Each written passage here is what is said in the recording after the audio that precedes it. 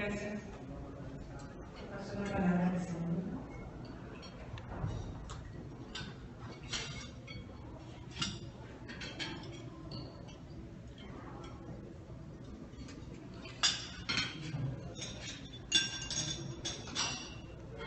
Buenos días a todas y a todos. En primer lugar, quiero agradecer a CIDAC que me hayan invitado a este desayuno con todos ustedes y siempre me agrada mucho estar con ustedes. Muchas gracias por la invitación. Y bueno, y además compartir esta mesa con quienes me acompañan. De manera particular, quiero reiterar el reconocimiento a Javier Carrasco, que nos ha presentado de manera muy rápida la problemática de la situación en la que nos encontramos en nuestro país. En relación a este proceso de aplicación de la Convención sobre Derechos de la Niñez, particularmente su artículo 40, que eso fue lo que motivó a garantizar que finalmente empezamos el proceso legislativo desde la Constitución para revisar nuestro marco jurídico y en primer lugar reconocer a las niñas y a los niños menores de 18 años de edad como sujetos de derechos. Reconocer los derechos de niñas y niños en el cuarto constitucional y luego las reformas al distrito constitucional, particularmente para garantizar un debido proceso legal a quienes han infringido las leyes penales. Ahí fue un proceso muy importante porque derogamos un sistema tutelar muy discrecional, lleno de eufemismos, de injusticias y prácticamente hoy seguimos sin resolverlo como bien lo señala Javier. Las 6 preguntas que nos mandan, 5 preguntas que nos mandan, voy a contestarlas de la siguiente manera. ¿Se debe tratarse de una ley nacional o de un código? ¿Cuáles son las consideraciones o indicaciones entre una y otra normatividad? Bueno, en primer lugar hay que mencionar que el código es una compilación de una diversidad de legislaciones vigentes de un mismo tema que se encuentran dispersas en diferentes ordenamientos, es lo que nos dice el dogma al explicar lo que es un código. La tarea de codificación es tomar estas leyes vigentes y reunirlas en un solo instrumento legal, siempre manteniendo en esencia lo dispuesto por los ordenamientos codificados. En el caso de la ley del Sistema Integral de Justicia Penal para Adolescentes, no es una simple compilación de normas. Esta ley debe ser un desarrollo normativo que regule todo un sistema especializado en la justicia penal para las personas adolescentes señaladas de haber cometido una infracción a las leyes penales. La creación del sistema implica, por lo tanto, la instauración de todo un entramado de instituciones, autoridades y tribunales especializados en la procuración y impartición de justicia para adolescentes que deberán coordinarse entre sí para lograr los objetivos establecidos en la ley fundamental. Además, la ley del sistema debe establecer los derechos de las personas adolescentes en cada etapa del sistema y, por si esto fuera poco, la ley también deberá estipular los procedimientos que deberán seguir estas autoridades para determinar la responsabilidad o no de las personas adolescentes y, en su caso, las medidas de sanción que pudieran corresponderles y su forma de ejecución. No es, por lo tanto, como puede verse, una simple tarea de codificación. Además, tengo que decirles a ustedes que nunca pensamos, ni cuando redactamos el distrito constitucional, ni tampoco cuando recientemente redactamos la reforma del artículo 73, versión 21, inciso C, para otorgar la facultad al Congreso de la Unión para hacer una sola legislación a nivel nacional que unifique un solo sistema nacional de justicia penal para adolescentes que cometen infracciones a las leyes penales. Nunca estuvimos pensando en un código, siempre estuvimos pensando en una ley nacional. Ustedes lo pueden constatar en la exposición de motivos, pero además también en la propia redacción de la Constitución. El segundo asunto que nos plantea es cómo serán regulados en la legislación nacional los medios alternativos de solución de controversias. Los facilitadores serán considerados como creadores del sistema y contarán con especialización. Bueno, los medios alternativos de solución de conflictos deberán de ser una salida importante para aquellas personas adolescentes que cometieron una conducta que las leyes señalan como delitos. Es decir, resulta importante que la mayor cantidad de conflictos pueden ser canalizados y resueltos a través de estos medios alternos, por ser un medio más benigno que el proceso penal ordinario. Para ello se deberán ampliar las posibilidades de que los casos en los que se encuentren involucradas personas adolescentes como probables responsables tengan estas salidas. Es decir, si no estamos contemplando, la propia ley del sistema de justicia para adolescentes debe eliminar esos candados. Lo que tenemos en otros sistemas, en el caso específico de esta ley, se tiene que eliminar estos candados de que la legislación establece para las personas adultas. Y por lo tanto, permitir que la suspensión condicional de los procesos se pueda dar en la mayoría de los casos. Además, quiero señalar que es importante que la reincidencia no debe ser tomada en cuenta en el sistema para adolescentes por ser contraria a la decisión social. Los y las facilitadores, además de su especialización en los mecanismos alternos, deberán contar con especialización en el sistema de justicia para adolescentes de manera específica.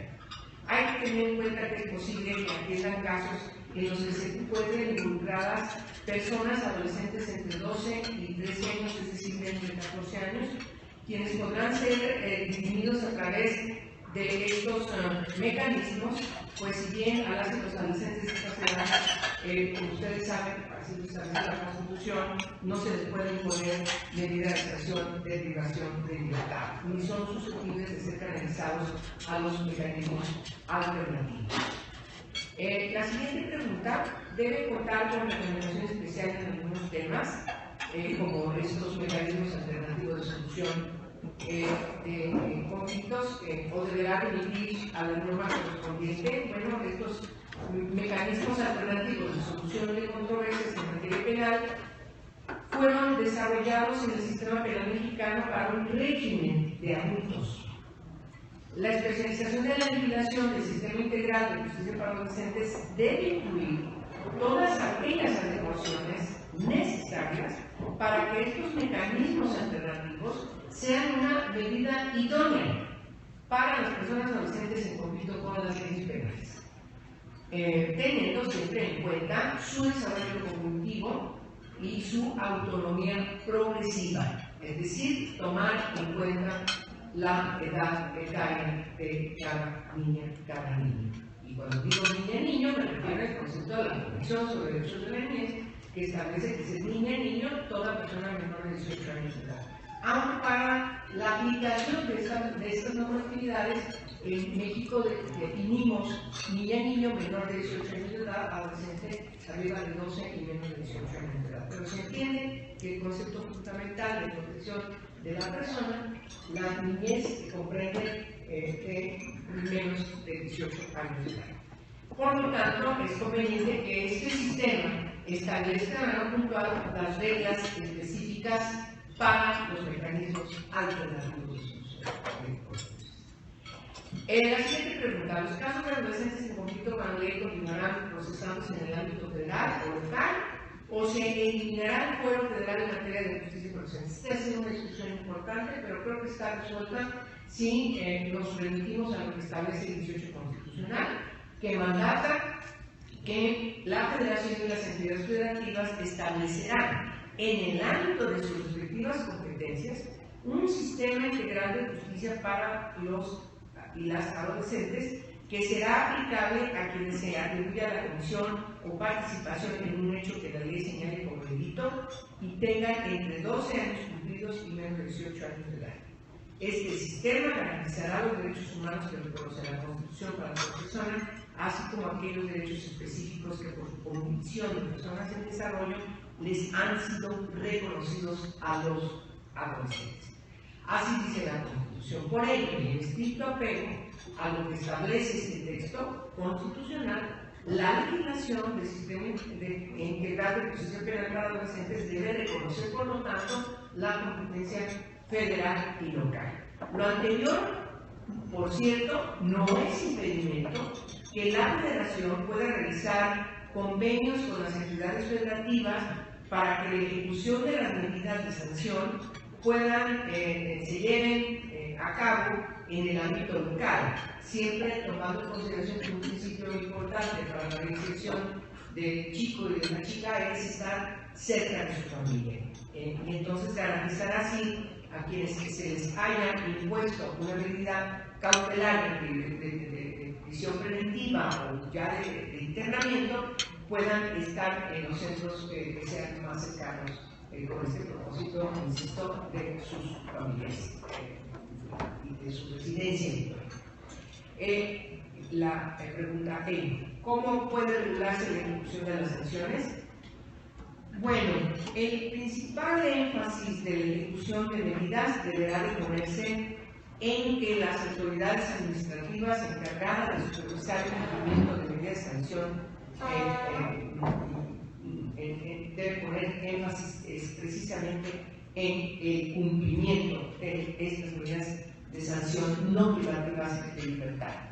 Al contrario de lo que se señala en el caso de adultos, para las personas adolescentes, las medidas de privación de libertad serán la excepción o deberían serlo.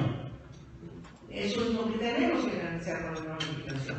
Por lo que es muy importante consolidar un órgano administrativo que pueda dar pero además tengo que ser también en el énfasis especializado que pueda dar seguimiento a todas estas medidas no privativas de libertad. Mientras mejor funcione este órgano, los órganos jurisdiccionales podrán dictar más resoluciones que no impongan medidas de internamiento. Ese es lo que tenemos que buscar para poder lograr realmente las mejores condiciones de la reinserción social, para que puedan tener posibilidades reales, objetivas, concretas, de una alternativa para su proyecto de vida. Por supuesto, la medida de internamiento deberá quedar bien regulada y la ejecución de las medidas que se cumplan en estos centros deberán dar la posibilidad de cumplir todas aquellas decisiones administrativas que sean contrarias a los derechos humanos de las personas que se encuentran en internamiento. El enfoque desde los derechos humanos es fundamental en la especialización de derechos humanos de la niñez de manera particular, y lo tenemos que hacer de manera reiterada como un principio rector del sistema. Los centros, por lo tanto, deberán tener instalaciones dignas. Quienes se encuentren en estos centros deberán tener acceso a la justicia, a la educación, a la salud, a la recreación, al deporte, a la cultura, al arte, al trabajo y, por supuesto, a la capacitación para el mismo en los términos que establece la Constitución. Finalmente, la última pregunta que tiene que ver: ¿debe considerarse la inclusión de tribunales para el tratamiento de las elecciones? Si es así, ¿cuál sería el mejor marco regulatorio? Bueno, ustedes han seguido seguramente todo el debate que se ha dado en los foros que hemos organizado en el Centro de la República. Ustedes mismos desde sus organizaciones han estado planteando este tema como un asunto relevante, además para dirimir, también porque refleja una preocupación por ser, además, algo novedoso en el país, pero también por cómo se ve lo que ya existe. Y en ese sentido, yo les quiero decir que a nivel personal conozco cómo están funcionando otros PTAs o cortes de drogas para adultos, pero también para quienes son menores de edad en otras partes. Yo he estado licenciando lo que están haciendo, por ejemplo, en el caso de Estados Unidos, en Florida o en Nueva York. No fui en el caso concreto de Canadá por trabajo en mi Senado. Sé lo que están haciendo en otras partes del continente Sin embargo, también conozco algo de lo que está haciendo en México. Y tenemos, así como tenemos una diversidad en cada estado de cómo implementan, ¿no?, este precepto constitucional, como lo señala debidamente Javier, con ese mosaico de interpretaciones del derecho constitucional, la falta de apoyos también, porque en el caso de los tribunales que existen para tratar las elecciones en México también tienen una diversidad. Son muy pocos, pero lo que podemos denotar es que lo que conocemos ahora es incluso algunos no tienen una un mismo enfoque. Conozco mucho más el caso de Chihuahua. No es igual, por ejemplo, al de Nuevo York, y yo sí, en lo personal, cuando he platicado con el personal, sobre todo el Poder Judicial de estos lugares, claro que hago diversos cuestionamientos. A mí me parece realmente inadmisible que un chico que está en este régimen pueda ser visitado por policía a su casa. Es algo que eso simplemente se contrapone con todo lo que yo mencioné ahorita en las preguntas que ustedes hicieron. De tal forma que lo novedoso nos tiene que llamar la atención a también revisar cómo están funcionando y eventualmente saber decidir, y lo tenemos que decidir pronto, si los configuramos dentro de la ley o no los configuramos. Yo creo, en mi opinión personal, que no nos va a dar el tiempo, y yo sí tengo una gran preocupación respecto a poder normar, como viene la pregunta que ustedes nos hacen, de manera adecuada para poder garantizar que estos tribunales, o como les queramos llamar, estos mecanismos, puedan estar irrestrictamente apegados a lo que nos mandata la Constitución. Yo sería de opinión que no nos tomamos en cuenta en la ley. Me parece que tendríamos que detenernos más en ese sentido. Hay un proceso además muy interesante que no sabemos cómo vaya a culminar respecto a la no criminalización de quienes consumen drogas, que también no podemos dejar de observar. Y a mí me parece que no deberíamos dejar ningún resquicio que pudiera, en este caso, a los adolescentes, criminalizarlos por el consumo, ya sea por uso, por abuso o por una adicción de cualquier tipo de droga.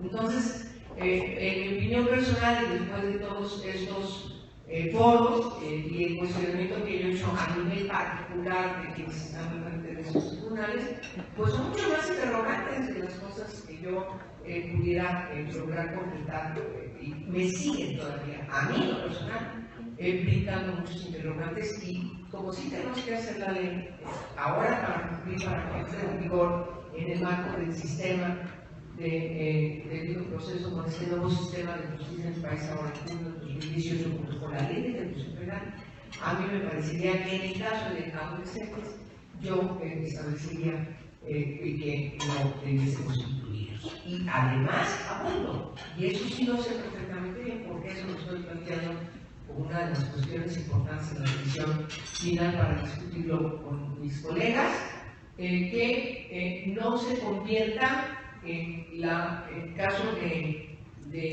una medida alternativa a la privación de libertad, que tenga que pasar por una etapa de desintoxicación señalado en todo este rato.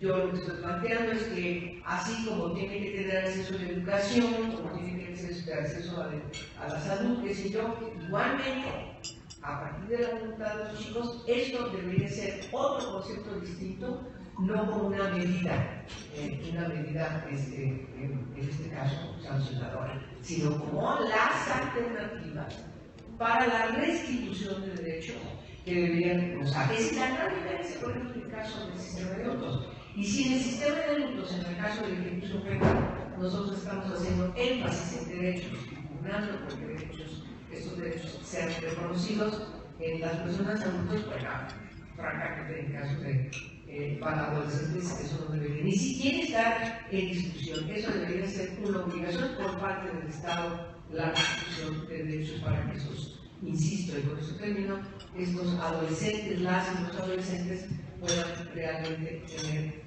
alternativas de vida puedan completar el libre desarrollo de su personalidad en función de su edad y con las condiciones que el Estado debe garantizar.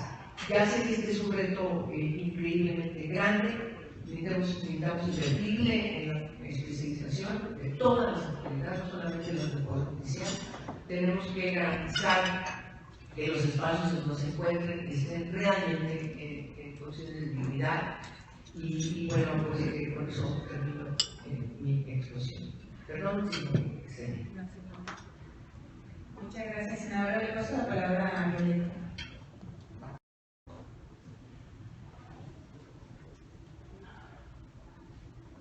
Gracias, Federico Carlos Soto Costa, de PGR, UISPA, Unidad para la Implementación de la Reforma Procesal Penal Acusatorio. Desde luego, agradecer a la mesa por todos los conceptos vertidos hasta el momento, felicitar a la senadora por sus expresiones, especialmente por la reconsideración que hace con relación a los tribunales de tratamiento de adicciones, que están incluidos en un libro de su iniciativa y que bueno, pone en la mesa la reconsideración, lo cual nos parece una actitud bastante loable de su parte. Preguntarle a la mesa, efectivamente el Código Nacional de Procedimientos Penales ha sido pensado para la justicia de adultos, pero ¿qué alcance tendría las reglas de sujetoriedad con relación a la legislación de adolescentes? Sería una de las primeras preguntas, porque en definitiva hay figuras procesales que no están consideradas en ninguna de las iniciativas, porque probablemente con relación al procedimiento ordinario cabría la sujetoriedad. La otra pregunta sería su opinión acerca del procedimiento abreviado como mecanismo para la aceleración y la solución en todo caso de la controversia, y especialmente la participación del adolescente en el procedimiento abreviado, y si considerarían este procedimiento abreviado una posibilidad para incluirla en la legislación de adolescentes, especialmente considerando que en la experiencia nacional algunas legislaciones de los estados de la República han excluido la aplicación del procedimiento abreviado. Y la otra pregunta es si la mesa tiene alguna preocupación, lo pongo así solamente, sobre el tratamiento y en todo caso la participación de adolescentes en el tema de delincuencia organizada. A nosotros nos preocupa cómo delincuencia organizada cada vez más está incorporando de una u otra forma, en la mayoría de las ocasiones es de manera muy forzada, a los adolescentes en la participación de sus actividades. Predominantemente es el fenómeno del halconeo, y si la legislación de adolescentes estaría de alguna manera visualizando este fenómeno que se está dando en todo el país. Gracias por su respuesta. Gracias, Federico. ¿Otra pregunta?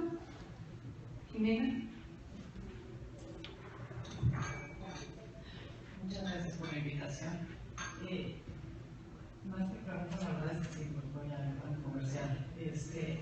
Algo que nos preocupa mucho y que creo que han hecho mucho énfasis es la importancia de aprobar ya una legislación, pero no por aprobarla ya tiene que ser una mala legislación. Necesitamos que sea la mejor legislación posible para los adolescentes, y como decía Violeta, eso significa la mayor cantidad de ideas y de perspectivas posibles.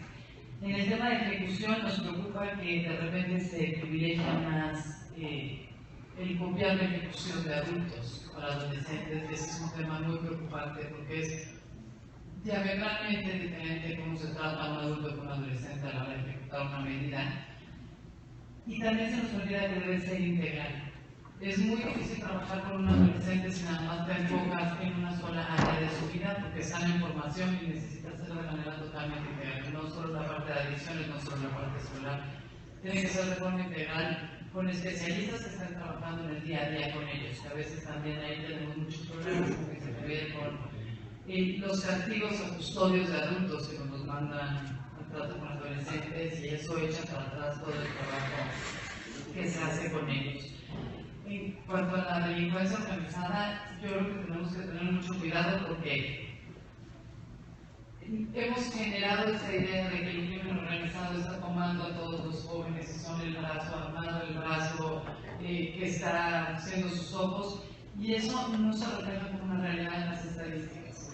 Y no podemos o no debe legislar para unos cuantos casos, como si fuera la realidad histórica del país, porque no podemos etiquetar así a los jóvenes, que es como una idea que nos han vendido mucho es que hay que subir las medidas porque los jóvenes se están convirtiendo en los sicarios, en los halcones, ciertamente en algunos estados eso es algo que sucede, pero no es la representación en la mayoría de los estados, y creo que sí tenemos que ser muy cuidadosos a la hora de legislar en realidades aisladas. Y bueno, sí, sabemos que hoy hay una reunión muy importante en el Senado para dictaminar lo que será la próxima ley. Y sí, en efecto, nos encantaría poder estar ahí y poder coadyuvar y poner a sus servicios todos los años de estudio y de trabajo que tenemos todas las organizaciones con adolescentes. Muchas gracias. Y, por favor, sí. ¿Qué tal? Buen día. Mi nombre es Ignacio Bernabe, soy abogado postulante con una antigüedad en la Secretaría de Educación Pública de 37 años en diversos niveles, diversas instituciones, como docente principalmente en menores. Menores, llámese primaria, llámese secundaria, con contenidos, especialista en contenidos, pero sobre todo en trabajo administrativo, en trabajo jurídico, trabajo policial. Veo con preocupación dos cosas, y es una pregunta que hago a la mesa, aparte, evidentemente, primero, agradeciendo la invitación que siempre tenemos la oportunidad de asistir a estos eventos, y sobre todo, considerar dos puntos muy importantes. El primero, la expectativa que tiene el adolescente en la actualidad. El incremento de los niños, que no es menor, hacia una realidad que se está viviendo de manera cultural, de manera económica, de manera familiar. El desentendimiento de los padres hacia los hijos. Segundo, y no por ello menos grave, precisamente ante la poca viabilidad hacia un futuro económico, la reinserción, yo discrepo un poco con el exponente anterior, en el sentido de que no son los operadores o que no deberían considerarse como operadores, cuando lo podemos ver en ciertas zonas aquí del Distrito Federal. Iztapalapa, el centro de la Ciudad de México, Azcapotzalco, en donde la PGR en sus últimas estadísticas ha precisamente señalado el incremento de diversos delitos por menores. La edad de la criminalidad de México se ha disminuido. Tenemos ya diversos, en este caso, elementos o actores menores a 16 y 17 años, con delitos graves. Y no nada más es la transportación de la droga, el homicidio, sino ya directamente a través de asociaciones delictuosas. Me preocupan dos cosas, y esa es una pregunta que yo hago precisamente en relación a la ley que se hace. Primero, ¿se va a legislar? Sí. ¿Queremos la mejor legislación? Sí. ¿Tenemos el recurso para poder aceptar al menor? Segundo, ¿qué tipo de reinserción voy a hacer? La reinserción debe de ser del lugar de donde se origina. O sea, voy a llegar a reinsertar al adolescente de donde es precisamente, de donde sale, teniendo esa conducta criminal. Debo educar a la familia también, comprometer, lo que hablábamos en una reunión anterior, comprometer al adolescente, pero sobre todo a la familia, la cual no se ha hecho cargo de él durante mucho tiempo. Quedan muchas preguntas en este sentido. Quedan muchas preguntas independientes que cada caso particular va generando. A mí en lo particular como docente, a mí en lo particular como abogado, a mí en lo particular como una persona que tiene que interactuar en la Secretaría de Educación Pública para proyectar y para promover ciertos mecanismos de cultura cívica, me preocupa. Me preocupa cuando en la secundaria tenemos una alta un alto traslado de consumo de estupefacientes y la venta al interior de los planteles de esos estupefacientes.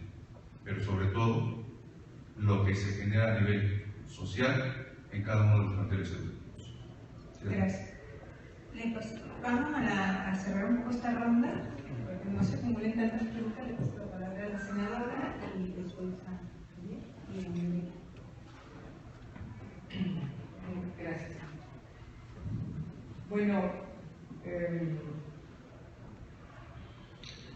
la preocupación planteada, que coincide con respecto a los TTAs ahora no los estamos avisorando en el proyecto de cambio, tiene que ver con lo que yo mencioné, es decir, necesitamos estudiarlo más, necesitamos vigilar más.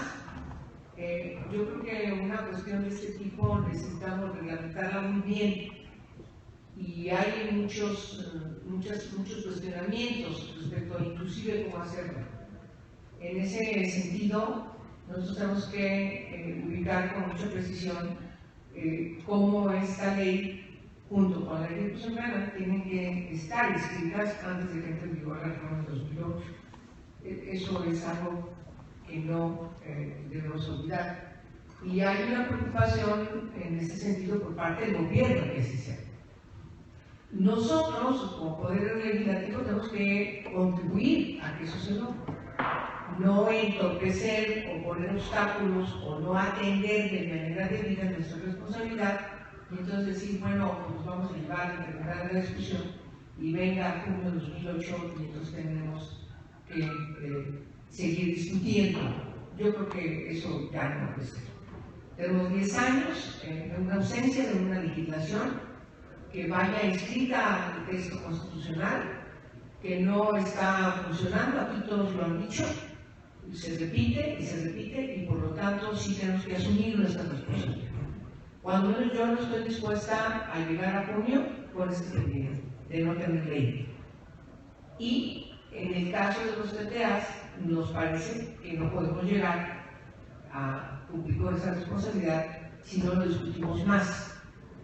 Yo en lo personal dije que tengo muchas dudas de cómo está funcionando y también tengo algunas cuestiones que me gustan, que no las veo totalmente en lo que veo en México y tengo muchas preocupaciones. Yo no puedo aceptar que un policía vaya a la casa de un chico a hacerle la prueba o verificar cómo está. Perdón, pero ¿por qué un policía? O sea, no es posible. Yo milito en la defensa de los derechos de niñas, niños y adolescentes. Soy una militante. Yo voy a dejar de ser senadora y voy a seguir defendiendo los derechos de niñas, niños y adolescentes. O sea, eso es algo de lo que pienso por mi vida. Así voy a morir. Y entonces no voy a permitir que en una ley quede inscrita esa discrecionalidad de que un policía vaya a la casa de un joven, por X otra razón, a seguirlo revictimizando. O sea, imagínense, ¿qué pasa? Eso no puede ser. Por eso me parece que los TTAs, como yo los tengo configurados en mi iniciativa, pues puede ser algo hasta utópico. No lo veo plausible para que se pueda aplicar ahora. Y además ha creado una especie de inconformidad en la que, por cierto, no encuentro en otras leyes. Yo estoy trabajando en la ley de desaparición forzada en particulares, la ley de tortura, otras leyes, y no he encontrado la reacción tan extraña que estoy recibiendo y me parece que no lo puedo permitir. Y eso quiere decir que yo como política también tengo que ponderar que hay tiempos en donde nos tenemos que dar para hacer las cosas bien. Particularmente cuando se trata de derechos de la niñez. Particularmente esto. Ahora, tenemos que tener mucho cuidado con no prejuiciar en el caso de la delincuencia organizada. Los datos duros respecto al catálogo de delitos federales han aumentado, pero no potencialmente. En ese aspecto yo comparto la preocupación de Javier, pero así va a ser. Es decir, va a tener que haber la intervención de las autoridades federales en donde compete y vamos a tener que definir en la propia ley cómo tiene que ser siempre evitar que los chicos tengan que ser movidos a otros lugares fuera de de donde viven, donde es su vida habitual, como yo lo mencionaba, y tenemos que definir qué es lo mejor para poder implementar que el ámbito federal siga estando. No solo porque lo dice la Constitución, y ya con eso sería el piso fundamental que no podemos nosotros dejar de cumplir, porque si no se podrían pedir los amparos, sino también porque requerimos atender lo que el propio Poder Judicial nos lo ha dicho. Efectivamente, estuvimos tratando de lograr alguna especie de conciliación y ellos enfáticamente nos han dicho: no vamos a retirar de esta potestad. Y entonces hay que trabajar en función de qué es lo mejor, siempre en función del interés, no del menor, del interés superior de la niñez, que es lo mejor para los y las adolescentes, y seguir manteniendo los delitos en catálogo federal, y por supuesto más del 95% que son del ámbito local. Y por lo tanto, el involucramiento de chicos en la delincuencia organizada, me parece que, y esta preocupación sobre los ninis, que no me gusta mucho esa expresión, pero entiendo por qué en su momento el doctor Narro lo expresó. Yo creo que está muy claro que el sistema no resuelve, porque no le toca a este sistema, sino al otro que creamos en el marco de la Ley General de Protección de Derechos de Niños y Adolescentes, el Sistema Nacional, que por cierto aquí está Francisco, que es el director de este sistema. Gracias por estar acá. Y por supuesto requerimos que haya una interrelación de estos sistemas para garantizar el problema que se refiere a los niños. No nos preocupemos de que los niños ya de entrada que existan son un grupo vulnerable para que se involucre en la delincuencia organizada. Me parece que hay que tener mucho cuidado con ese tipo de prejuicios. Y en todo caso, atender de manera debida a partir de la responsabilidad que los chicos cometan. ¿Cuál es la diferencia? Pues simplemente es el nivel en el que se encuentra federal o local, pero la magnitud del problema de la sanción tiene que ser, cuando se trata de un delito oficioso o grave, tiene que ser la misma. Simplemente la concurrencia es lo que cambiaría, y siempre pegados a la Constitución, de que ese sea el último recurso de la privación de libertad y por el menor tiempo posible. Tenemos primero que aprobar la ley, por lo tanto, no podemos estarnos deteniendo ahora. Ambas. No quiere decir que no estemos desde hace mucho en esto, ¿verdad? O sea, ustedes, nosotros, todo el mundo que estamos en esta materia, tenemos mucho tiempo, entre otras cosas, pugnando, porque existe una ley, porque tenemos un vacío, una ley federal, que ya no cuento la historia de qué pasó con esa ley federal, pero tenemos un vacío. Y por eso le dimos una vacatio legis a la actual ley, porque era una ley que volvió otra vez con un sistema mixto. Es como dice uno de mis maestros, como si tuviéramos una chica medio embarazada. Tarde que temprano se termina evidenciando que está embarazada. Entonces, sí tenemos que resolverlo pronto, porque ya, aparte del mandato constitucional, insisto, no solamente en esta materia que ya llegamos tarde, sino sobre todo la de 2008, sí necesitamos integrarla. Ahora, por eso, precisamente el caso de los TTAs, los dejamos, yo estoy proponiendo, yo fui la que lo propuse en mi iniciativa y lo estoy planteando que los dejemos fuera, porque ese asunto creo que sí tenemos que discutirlo con mucho mayor puntualidad, con mucho más tranquilidad y relajamiento, porque no ha habido ni tranquilidad ni relajamiento en esta discusión, y a mí eso me motiva a estar con cierta inconformidad, con cierta situación que no me gusta, y yo tengo que tener tranquilidad y conformidad para poder hacer las cosas bien. Y esto me parece que no debe enfrentarnos. Yo no tengo absolutamente que estar en ningún enfrentamiento con ninguno de ustedes, ninguna de ustedes, y me parece que lo que tenemos que hacer es darnos un tiempo para una reflexión mayor para saber qué es lo que tenemos que hacer, cómo lo tenemos que hacer y si lo tenemos que hacer, en particular en este caso. Entonces, pero hoy sí veo difícil que no cumplamos antes de, cuando muy tarde, el 30 de abril. Veo muy difícil. Me parece que tenemos que trabajar a manos esforzadas, tenemos que entender que lo tenemos que hacer, pero además porque ya basta de 10 años de no tener una reglamentación de un sistema único nacional, un solo enfoque que nos permita dejar atender ese vacío, porque estamos hablando, por cierto, de generaciones. Un chico de 14 años, en 6 meses de vida para él, significa muchísimo. Entonces hay que tener mucho cuidado y ver a las personas de carne y hueso un pedazo de pescuezo, así como están, y entonces hacernos a la responsabilidad que tenemos para, ya como nosotros mismos nos lo planteamos en la bancada de X, que nosotros mismos determinamos cuando impulsamos la reforma constitucional, después de haber logrado los consensos para reformar la Constitución, pues sí seguir con el siguiente proceso de la ley del sistema nacional.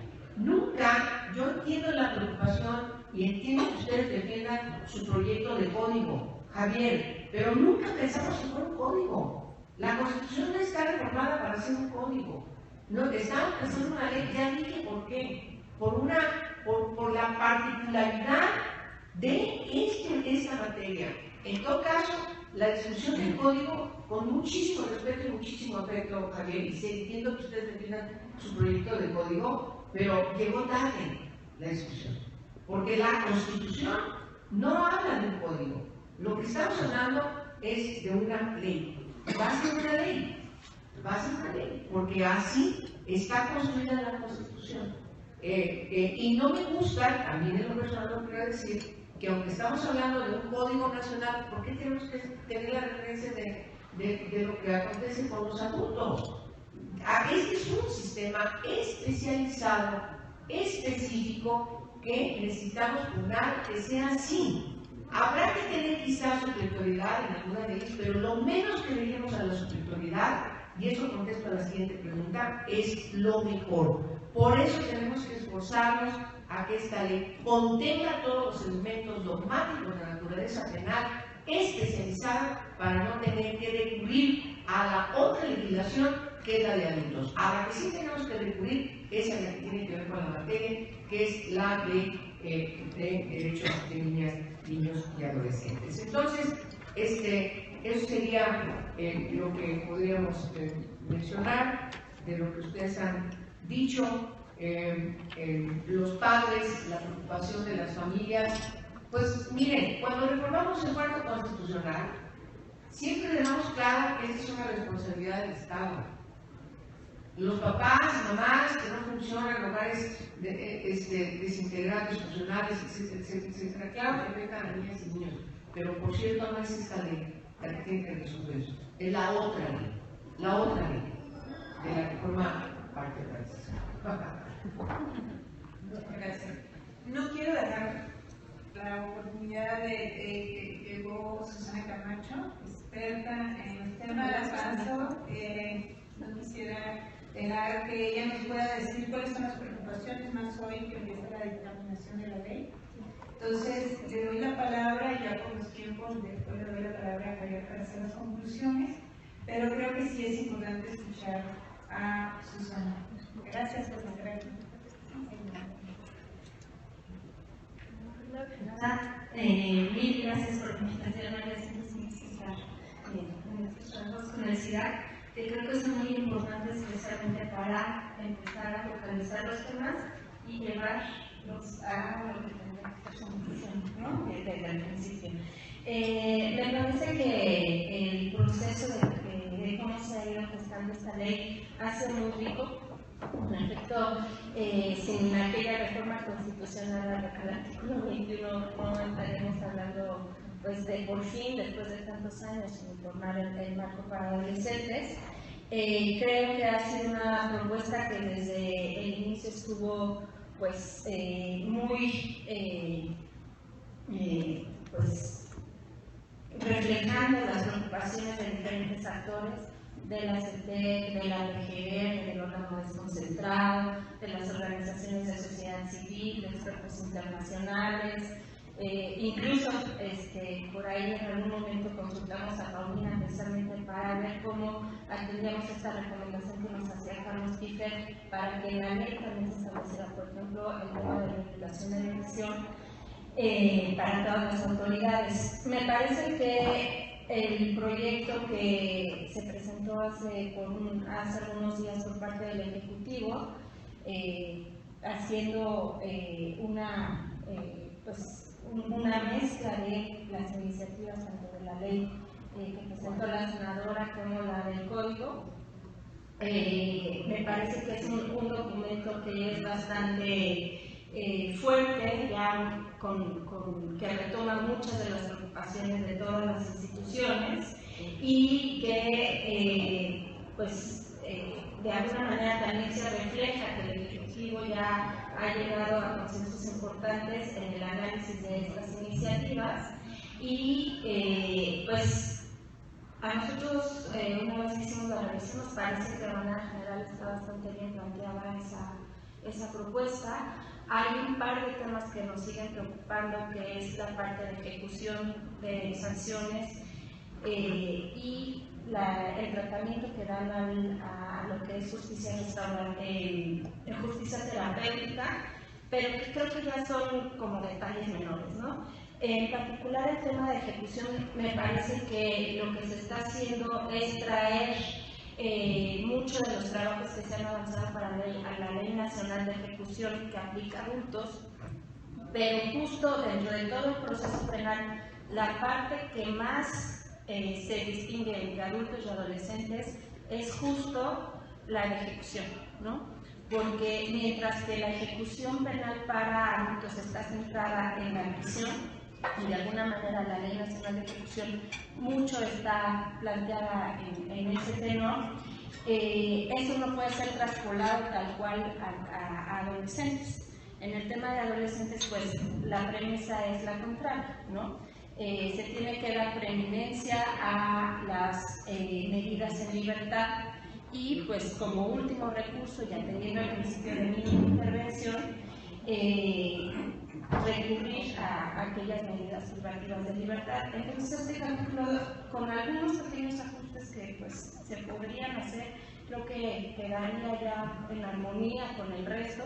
Hay cuestiones menores, de repente todavía se plantea hablar de menores, sí, cuando pues incluso en el modelo tenemos que cambiar y empezar a hablar de personas adolescentes, pero en términos generales creo que pues estamos llegando al punto que queremos. Sí es muy importante que salga en este periodo legislativo.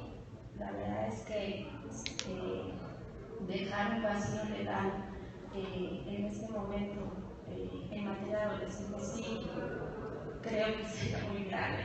Y pues máxime que es una materia que, como dice la senadora, pues lleva esperando 10 años, ¿no? Aún más que la reforma de justicia para adultos. Yo sí más agradecer otra vez a María, a Paulina, la invitación y muchas gracias. Nada más para las conclusiones.